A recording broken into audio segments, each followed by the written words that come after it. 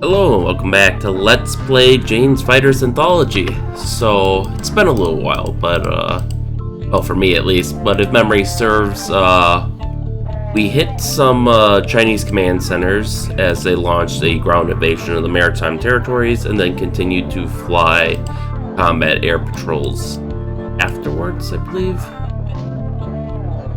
Oh yeah, no, and then we hit a supply convoy, and took some heavy damage from that. So now let's continue. Let's see if we finally get that official declaration of war. Although I assume a ground invasion is pretty much an official declaration. So let's dive right in. Line Daily, Unashi Air Base, date July 3rd, local time 0030 hours. Weather clear. Situation: mobile radar arrays provide early air warning for advancing Chinese ground forces. Mission objective: your targets are two straight flush arrays located just behind the FIBA, forward edge of battle area.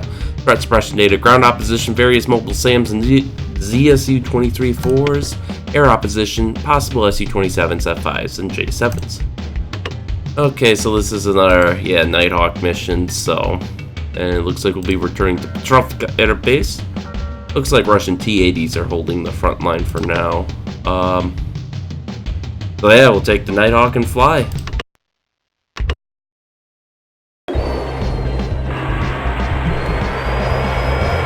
And as always, our first order of business in these missions is to climb, climb, climb. And they actually started us off kind of low and next to enemy aircraft, which I'm not a fan of. Oh yeah, FSX, MiG-29s, yeah. Screw that noise. Let's see if any of them lock onto us as we climb. Okay, now we got some speed. We could probably start turning around now.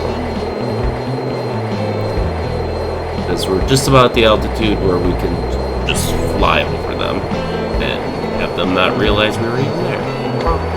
Waypoint Bravo, bearing 346, descend to Angel 4. And there we go. Contact, structure, your 12 o'clock flow, 12 miles, please advise. Alright, now to pick out that straight flush system. Okay, they're within 10 nautical miles. Ground radar is picking us up.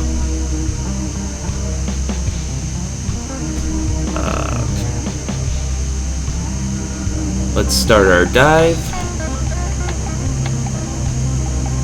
I get the feeling we won't see them until we're very close, so it's always how it is. I think part of that's my altitude, but...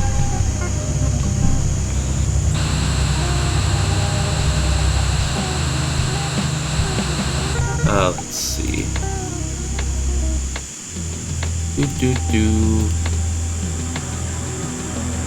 We are coming in way too fast. SA6. SA6. Dish. Straight flush.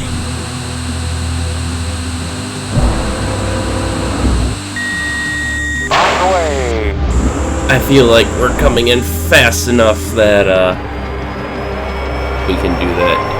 And now we climb.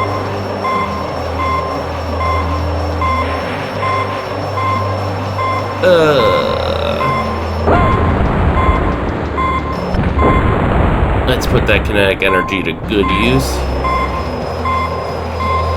See if we can at least make it back up to 10,000 feet before we have to level out.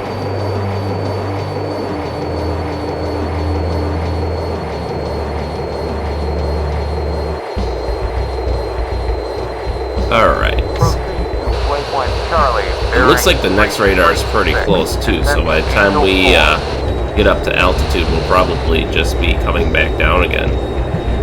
Let's zoom out to 10 nautical miles. No, some aircraft are moving away. That's fine. Oh boy. Let's reduce our angle of attack here. There. So, as long as we don't get caught, which is, yeah, semi-likely at this point. Okay, let's try to stay at a right angle to these guys. I don't want to... These guys are probably one of the more advanced fighters, and as such are more likely to pick us up, even on passive sensors, so... And with us going as slow as we are, we're not gaining altitude as fast as I would like.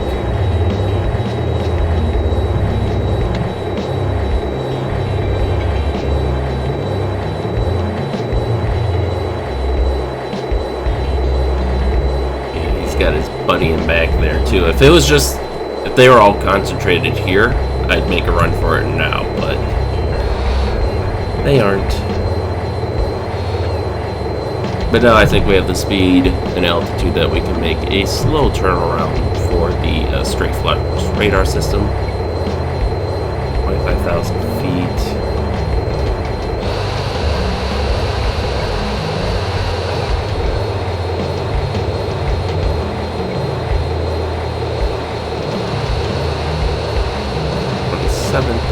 feet. Looks like they're heading away now, which is going to be really great for us. If everyone's continuing to head away, then I'm not going to bother with... Oh no, they're heading back towards us.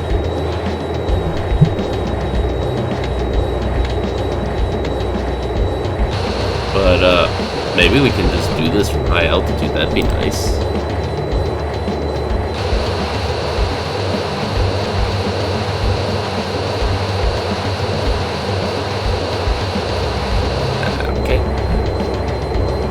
We were picking people up on our radar.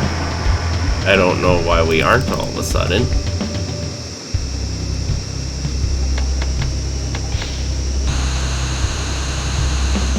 There they are. 5 miles. Okay, where are you? Nope, other way. We are burning through speed. 4 miles. Is he below us?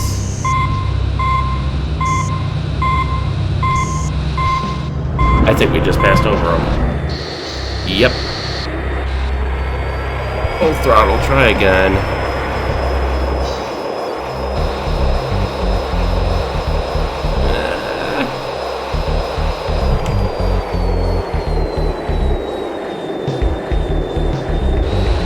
Oh, that is so freaking close. Oh, they have a gazelle there?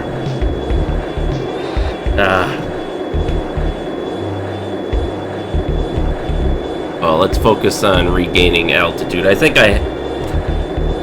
we have what we need now to basically just dip forward to get the IR lock, or the laser lock rather, and then we can pull back up, so.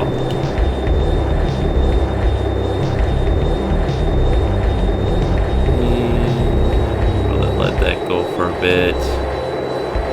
There we go.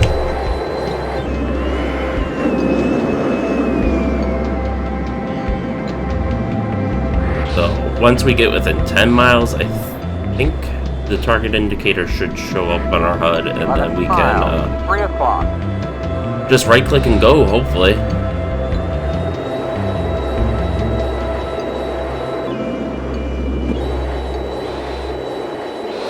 Miles, 1 o'clock, contact vehicle, your 12 o'clock slow, 10 miles, please advise. The other option is we could just send in our wingman and sacrifice him, but I don't want to do that if not necessary. 8 miles. There we go. I think we're high enough, it'll hit. 7 miles. So, even though it said, 0% chance, I think we'll be fine.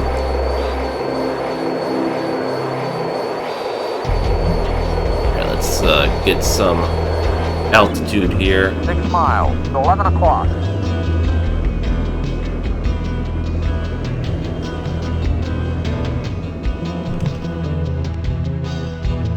Of course, I could be proven wrong here. Who knows?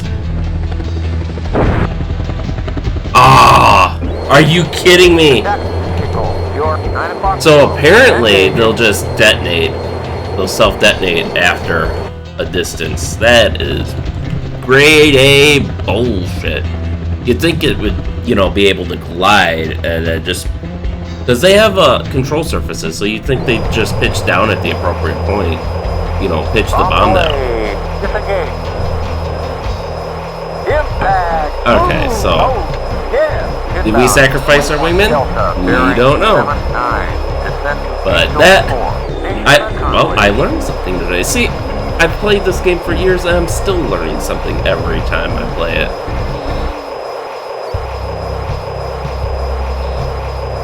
I turned the wrong way, didn't I? Oh well. Okay, we don't need to be going that fast. There we go. We also don't need to be this high either. Let's get back down to a nice 30,000. And our wingman survived. And he's just forming up with us. It looks like we're crossing the Russian line now. We are not crossing the Russian line. We are crossing the Chinese line still. Okay, I'm nervous with fighters near me, so now we will speed up. But and go to 35,000 feet just for the added comfort, but we should be able to just pass right over them. And we are getting way off course here. Okay.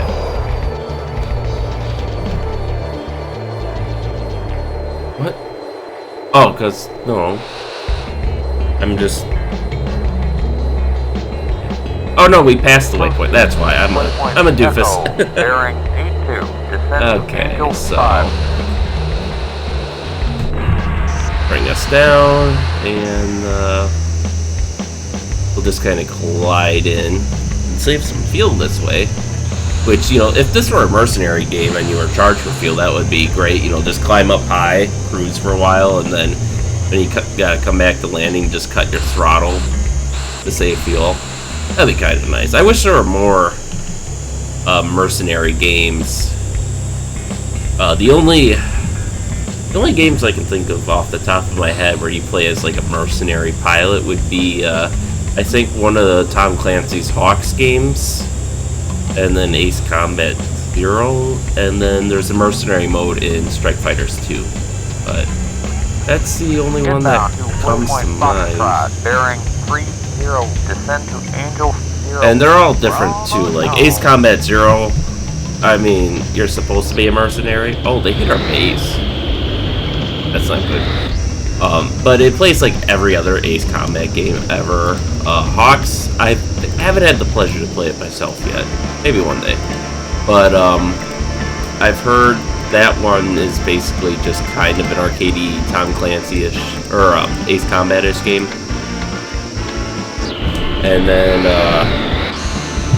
Strike Fighters 2 is kind of in the same vein as it's a bit more in depth than Jane's Fighters Anthology is as far as its simulation fidelity. It's probably closer to like Jane's USAF or F-15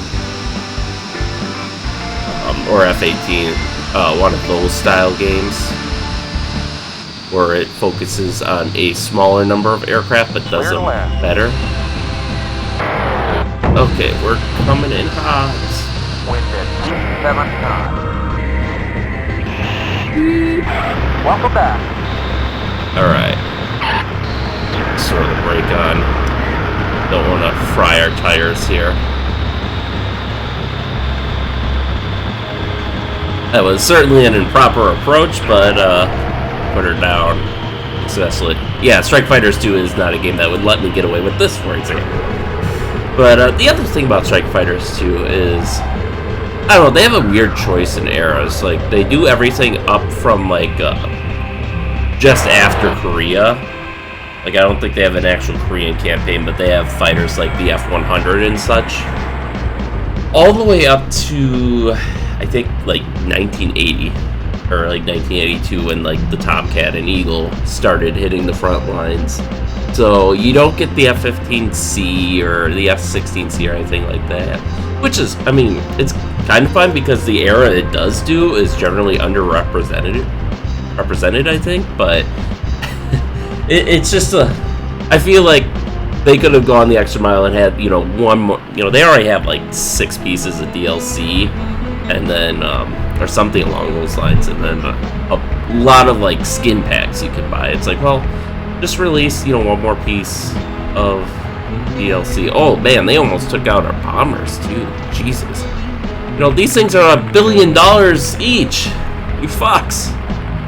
Because, you know, Congress was stupid and only bought 20 of them. And then we lost one in an accident.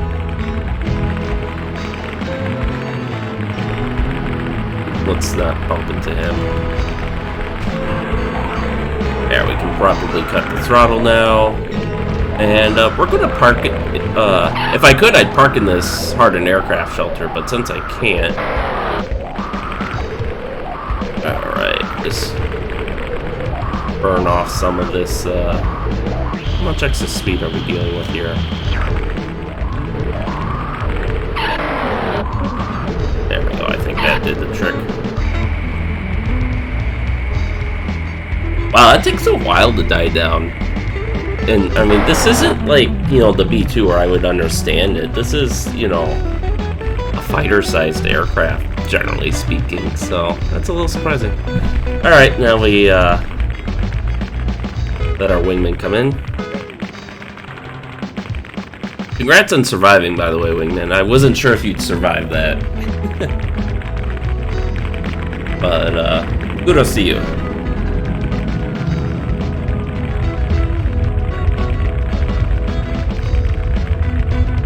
And here he comes taxiing around. Nice outdated radar array there. I say that because, at least nowadays, and even when this campaign is set to take place, ASA and ASA radar arrays would, you know, were kind of coming in the beam, so.